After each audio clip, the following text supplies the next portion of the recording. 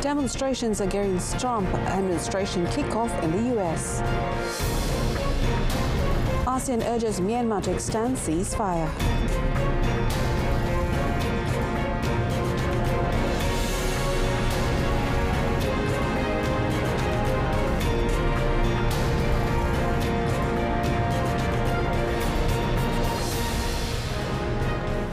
Salam Malaysia Madani, this is World Today. I am Olivia Nicholas.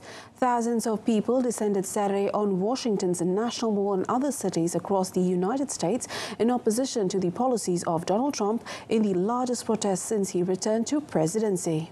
A loose U.S. coalition of dozens of left-leaning groups like Move On and Women's March organized hands-off events in more than 1,000 towns and cities and in every congressional district.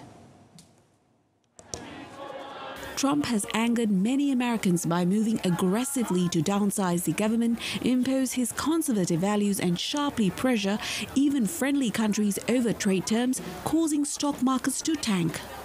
At a time of spreading global resentment against the Republican president, rallies took place earlier in international capitals, including Paris, Rome and London.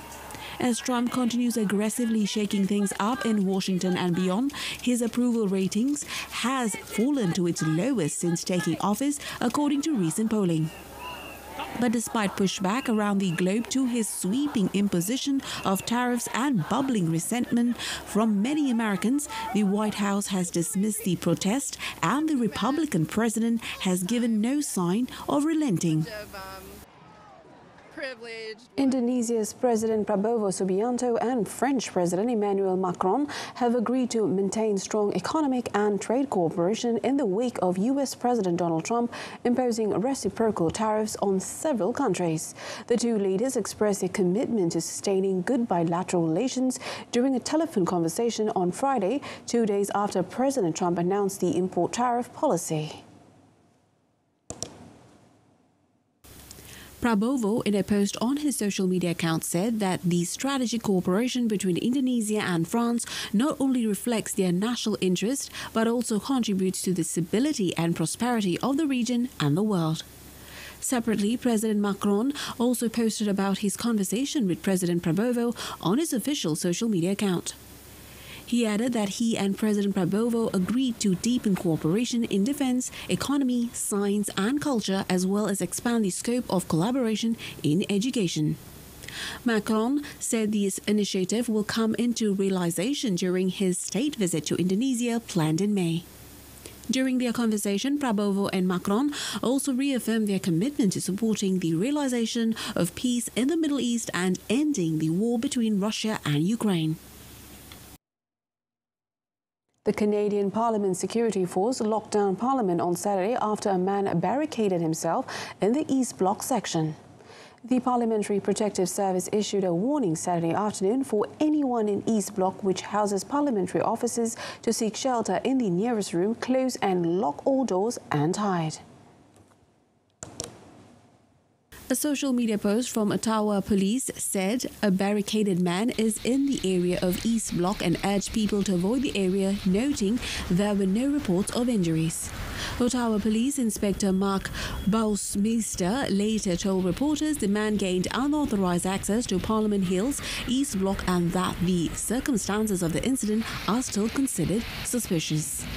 Police would not say whether the man was believed to be armed or whether he had made threats.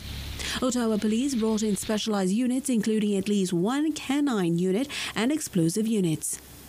2 bomb disposal unit robots were seen in front of Centre Block.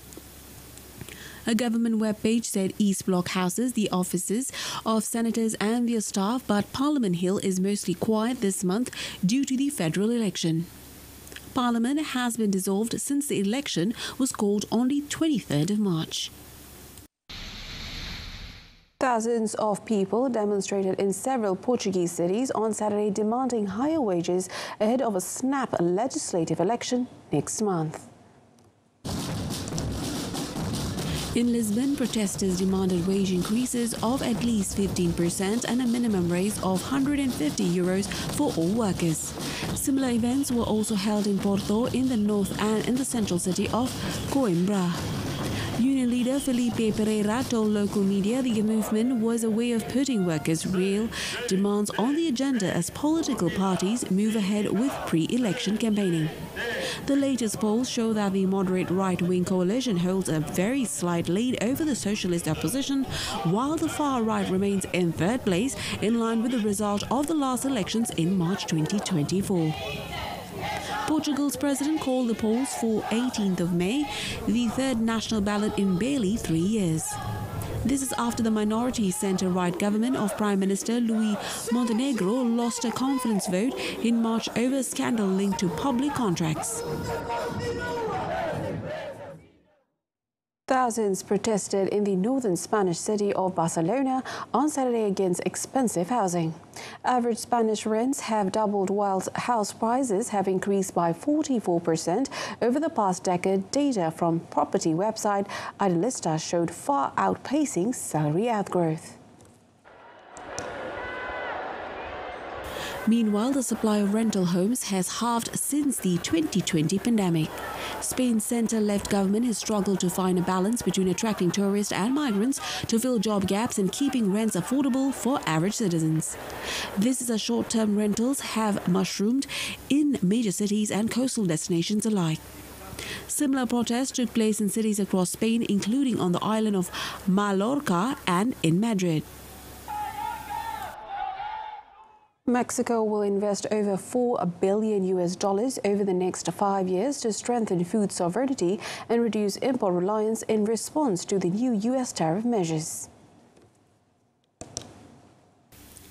Mexico's Secretary of Agriculture and Rural Development, Julio Bedegu, announced that the 5-year plan will take effect from 2025 to 2030. It aims to increase domestic production of staple crops and products like corn, beans, rice, cacao, milk and honey. The plan includes support for 750,000 small and medium-sized producers and expansion of state programs for harvest, food supply, fertilizers and processing. It also features initiatives like transforming Liconza to boost milk production, guaranteeing minimum prices and crop insurance, providing low-interest loans for climate and pest risk, and technical and ecological assistance through national agencies. The government targets increasing the production of food crops and food products annually by 2030. These include maize, beans, rice and milk production. Heavy rainfall in the Rio de Janeiro city of Angra dos Reis in Brazil prompted authorities there to declare an emergency situation on Saturday. The town hall reported that over 324 millimeters of rain fell in 24 hours, leading to significant flooding and landslides. According to local authorities, at least 346 people have been left homeless due to the storm. Civil defense sent alerts through mobile phones, messages and sirens across 46 neighborhoods to warn residents. Residents surveyed the damage to their homes on Saturday, saying that there was no time to save any belongings. The emergency decree allows the city to access additional resources and take measures to protect the population, including setting up 36 support points and shelters. Welcome to On the Table. Obviously, there are two main engines of growth in any economies.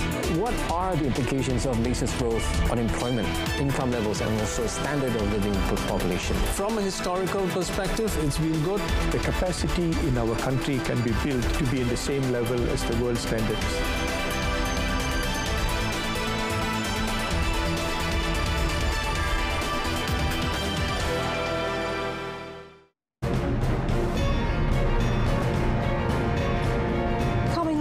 Red Crescent urged probe into killing of aid workers. ASEAN countries, Malaysia in particular, hope that the military ruling Myanmar will extend the ceasefire beyond the previously announced period so that relief and recovery efforts can continue after the earthquake. Following the devastating 7.7 magnitude earthquake that struck Myanmar, the junta has announced a 3-week ceasefire until the 22nd of April. Foreign Minister Datuk Sri Mohammed Hassan said Malaysia and ASEAN welcome the announcement of the ceasefire. He said it needs to be extended, taking into account the extent of the destruction caused by the earthquake and the need for long-term humanitarian assistance for the security and well-being of the people of Myanmar. As chairman of the ASEAN Foreign Ministers meeting, he also expressed hope that the ceasefire could be extended to ensure rescue teams from Malaysia and other ASEAN countries currently in Myanmar can provide assistance. He further proposed that the humanitarian ceasefire could serve as a precursor for wider inclusive dialogue among all Myanmar stakeholders, consistent with the objectives of the ASEAN's 5-point consensus. Earlier, Dato Sri Mohammed and his Thai counterpart, Maris Sangyam Pongsa, jointly led a humanitarian aid mission to Myanmar in response to the earthquake that struck the central region of the country and its surrounding areas, claiming thousands of lives. A video recovered from the cell phone of an aid worker killed in Gaza alongside other rescues shows their final moments.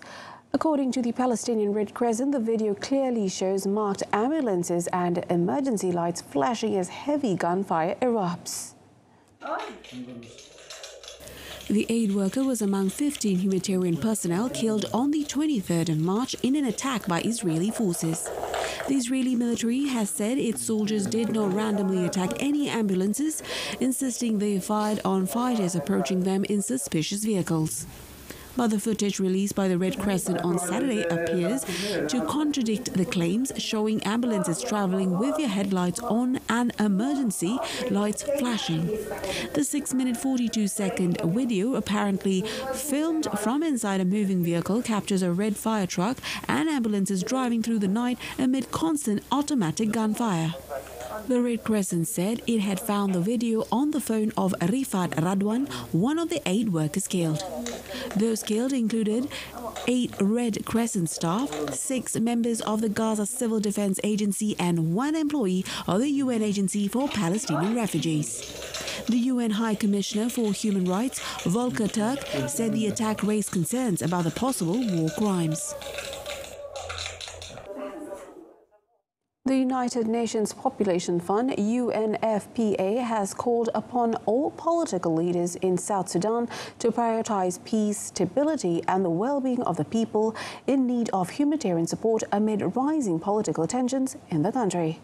The ongoing instability threatens to derail humanitarian response, making it even more difficult to deliver critical services to those in need. The UN agency said over 2/3 of the population now depends on humanitarian aid, while funding for essential services is drying up. The statement came amid rising political tensions in the country after South Sudan's first vice president, Riek Machar, was placed under house arrest.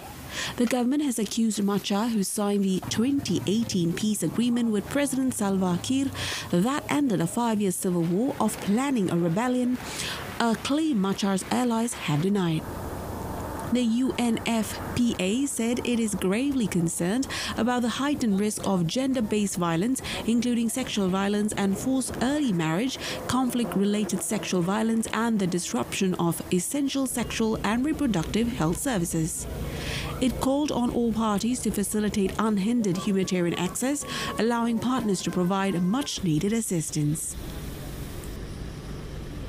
The Colombian armed groups Communero del Sur, which broke away from the leftist National Liberation Army ELN rebels, signed 2 agreements with President Gustavo Petro during a ceremony on Saturday. During the event in Pasto, in the southwestern Andrian region, a video was projected showing the handing over and destruction of war materials. Comuneros del Sur stated that the delivery of explosives, grenades and other devices was a sign of the group's desire for peace. Roya Garzon, one of the leaders of the armed group, said they consider that armed struggle is obsolete as there are new times and new needs. He stressed that they refuse to return to war. The move paves the way for the eventual disarmament and reincorporation of approximately 300 Comuneros del Sur fighters into civilian life. This deal is the most significant step towards peace since Petro assumed the presidency in 2022 with plans to end Colombia's internal conflict. Analysts said Petro's other peace efforts with ELN, FARC factions and criminal gangs show little progress.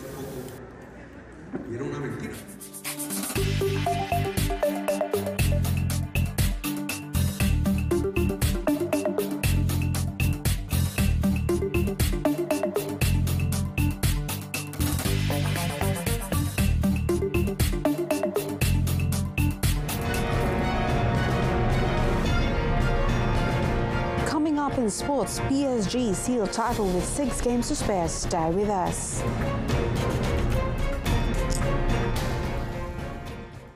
Paris Saint-Germain remained unbeaten as they won their 4th straight Liga title won on Saturday after a 1-0 win over Angers gave Luis Enrique side an unassailable lead in the French top flight. The victory, courtesy of a desired goal, moved PSG to 70 points with 6 rounds left. After a goalless first half, PSG took the lead 10 minutes into the second half when January recruit Kushka Kvaratskhelia floated across into the 6-yard box and 19-year-old winger Doe connected with a volley at the far post for his 5th league goal of the season. Luis Enrique then made a triple change with this season's top scorer Ousmane Dembele coming on not only looking to increase his tally of 21 goals but also to get some minutes before their Champions League quarter-final against Aston Villa. PSG could not double the advantage as the Angers defence stood strong, but that did not stop the home fans from chanting "We are the champions" even before the full-time whistle had blown. Vinicius Jr. missed his 2nd penalty in less than a month as La Liga champions Real Madrid was shocked at home by Valencia 2-1 on Saturday, leaving the door open for rivals Barcelona to extend their lead on top of the La Liga standings. Real Madrid dominated possession throughout the game but wasted too many chances, with Valencia goalkeeper Georgi Mamardashvili putting in a brilliant performance between the posts, including a blocking Vinicius' first-half penalty. Defender Mokhtar Diakhaby opened the scoring for Valencia with a header from an Andre Almeida corner in the 15th minute. Vinicius stroked in the equaliser from a corner in the 50th minute and pushed for the winner in the second half. However, Valencia held on and took advantage of a quick counter 5 minutes deep into added time as Hugo Duro's header secured the win. Real stayed second on 63 points and trail leaders Barcelona, who were held to a 1-1 draw at home to Real Betis by 4 points with 8 matches left. Valencia are 15 on 34 points. Leaders Al Ittihad needed a late equaliser from Karim Benzema to grab a 2-2 Saudi Pro League draw away to Al Ahly in Jeddah on Saturday. For the 60,000 fans at the King Abdullah Sports City in Jeddah, there was plenty of excitement and entertainment in a game that could have gone either way. Al Ahly opened the scoring in the 51st minute through Roger Ibanez da Silva with a brilliant header following an excellent corner from Algerian star Riyad Mahrez. The players of Al Ittihad managed to equalise in the 74th minute with a goal from Moussa Diaby before Al Ahly scored their second goal in the 82nd minute through Ivan Toney. However, Al Ittihad succeeded in scoring another equaliser in the 90+ for a minute through French star Karim Benzema after a precise pass from Abdullah Al-Amri. With this draw, Al Ittihad occupies the top spot in the Saudi Pro League standings with 62 points, while Al Ahly is in 5th place with 49 points. Al Nassr are 3rd with 54, 2 and 5 ahead of Al Qasida and Al Ahly respectively. Top seed Jessica Pegula survived a tough test to beat Ekaterina Alexandrova 6-2, 2-6, 7-5 in a top seed Tave Charleston Open semi-final on Saturday and will face compatriot Sofia Kenin in a 4th championship match of the season. Kenin advanced as opponent Amanda Anisimova retired with injury in the first set. The top seed broke her opponent early as Alexandrova double faulted amidst a clumsy shot that sailed past the baseline. In the second set, the Russian broke Pegula with a fine forehand shot in the sixth game and again with a forehand winner on set point. They traded breaks 3 times in the final set before Pegula closed out the 2-hour, 21-minute-long marathon match. Anisimova had hoped to build on a strong start this season after she ended a 3-year title drought in Doha in February, but the afternoon quickly derailed for the 8th seed. With Kenin up a break in the 4th game, Anisimova stopped up short and began moving gingerly around the court before asking for the physio with the score tied 30-all. She tried to carry on from after what appeared to be a hip injury but could not keep up the fight and retired with Kenin up 5-2 in the set. This will be the first time the Charleston Open, the largest women's-only tennis tournament in North America, will see an All-American final since 1990. Membakar semangat juang dua pasukan. Pemburuan tahta terulung bakal dimuktamadkan dengan pertembungan dua gergasi. Harimau Selatan kini bersedia merempuh pertahanan kebal skuad Tok Gajah. Nantikan penentuannya dalam siaran langsung perlawanan akhir Piala Malaysia 2024-2025 Sabtu 26 April Johor Darul Takzim bertemu Sri Pahang FC 8 malam di saluran OK dan saluran Sukan RTM, juga penstreaman langsung di RTM Click. Still to come on our offbeat segment, young recruits join Ukraine's armed forces. Young recruits attended an oath ceremony on Saturday to join Ukraine's armed forces. Ukraine's defense ministry launched a recruitment drive for young people in February, encouraging 18 to 24-year-olds to serve in the military for a year for the equivalent of about $24,000 and hefty bonuses. 21-year-old Veronica, a recruit with medical education, shared her plans for the future. Проходження навчання орієнтовно 3 місяці, і потім, куди відправлять, проходити службу. Після закінчення контракту планую ще один раз його переписати. Elsewhere, Danish Kinash, 21, signed the contract because he wants the war to end and because he sees his future career in the military. Under pressure to bring more soldiers into the military, Ukraine's parliament last year approved a new law on mobilization, reducing the draft age from 27 to 25 and providing for penalties for anyone avoiding the call-up. In addition to the promised remuneration of 1 million hryvnia, $24,000, large bonuses were on offer, plus subsidized mortgages and rents. The contract also offered a 12-month exemption from mobilization and its conclusion.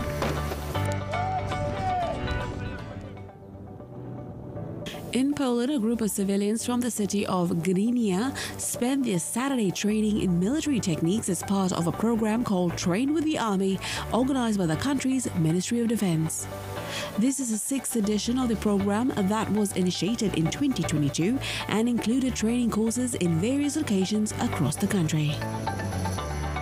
Dopóki nie wybuchła wojna na Ukrainie, ja w ogóle nie myślałem o wojsku i o takich szkoleniach, ale interesuję się geopolityką, widzę, co się dzieje na świecie, świat się robi niebezpieczny i myślę, że jestem patriotą i wiem, że czasy są takie, że obywatele powinni się szkolić i w razie zagrożenia umieć się zachować, wiedzieć, jak postępować.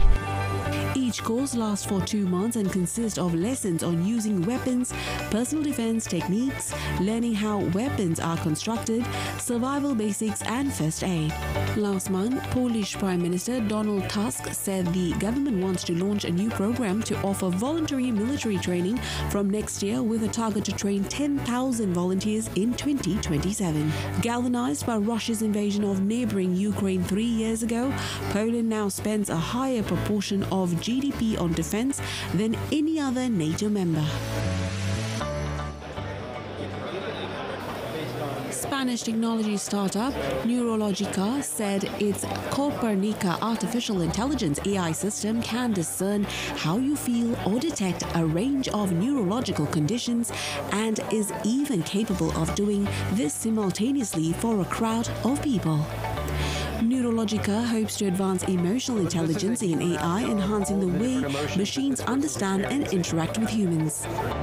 Our mission here is just to try to humanize AI, to make AI more human, make the AI understand much better the communication with the human being, from the empathic point of view, from the emotional point of view, from the subjective point of view. Said this when met at the company's stand at an AI exhibition in London. Copernica, he added, provides real-time emotional intelligence assessments of anyone on its video feed, aiming to enhance human-machine interactions. It uses multimodal intelligence, including natural language processing (NLP), voice recognition, body language interpretation, and personality data analysis to enhance its computer vision and provide a holistic understanding of an individual's emotional state and even vast crowds of people.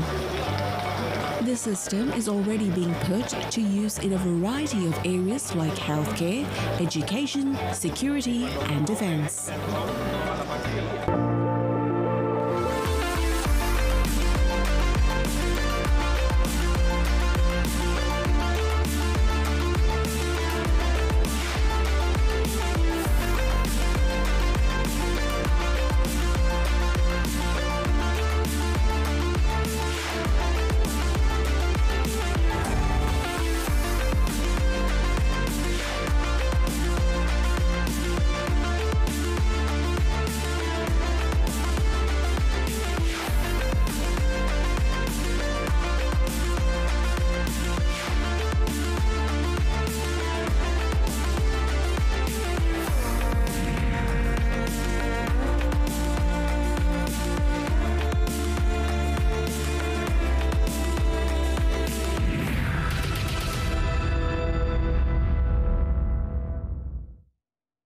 That's it from us this afternoon. In our top story, demonstrations against Trump administration kick off in the US. Malaysia Tonight comes on at 8:30 this evening on TV1 and MyTV's Berita RTM news channel. From the river to the sea, Palestine will be free. Thanks for watching and have a good day, Malaysia.